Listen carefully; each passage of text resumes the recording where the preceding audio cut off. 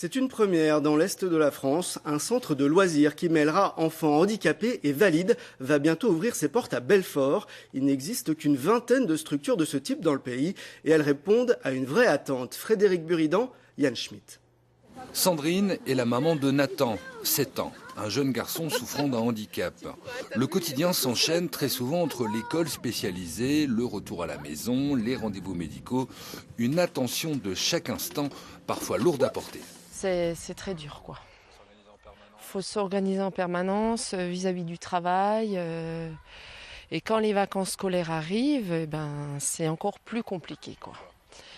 C'est à ce moment-là que je demande à des amis ou à ma famille. Et puis, on ne vient pas toujours à mon aide, quoi. Donc, du coup, parce qu'un enfant qui est en situation de handicap, c'est pas toujours facile pour les autres. Sandrine n'est pas la seule maman dans ce cas. Beaucoup d'autres parents se retrouvent seuls après l'école ou pendant les vacances. Aucune structure n'accueille les enfants handicapés.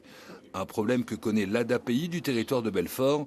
L'association s'occupe essentiellement de la scolarité. En tant qu'établissement médico-social, les établissements gérés par l'ADAPI du territoire de Belfort portent en ce qui concerne les enfants, sur le domaine éducatif. IME, Institut médico-éducatif.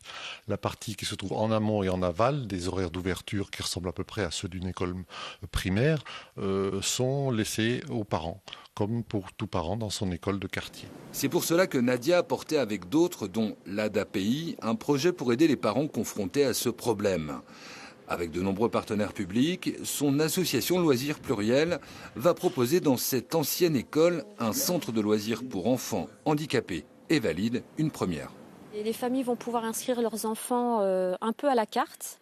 Une maman qui souhaite laisser son enfant 1 ou 2 heures pourra le faire, pour prendre du temps pour elle. Si elle souhaite le mettre à la journée, ce sera envisageable aussi. Et puis, ce qui est intéressant aussi, c'est que c'est adapté en termes d'accueil. Si un enfant a besoin d'être manipulé et porté, il y aura 2 encadrants qui seront là pour s'occuper de lui. Le centre accueillera les enfants de 3 à 13 ans dès le 10 juin. Il sera ouvert les mercredis pendant l'école et également pendant les vacances scolaires.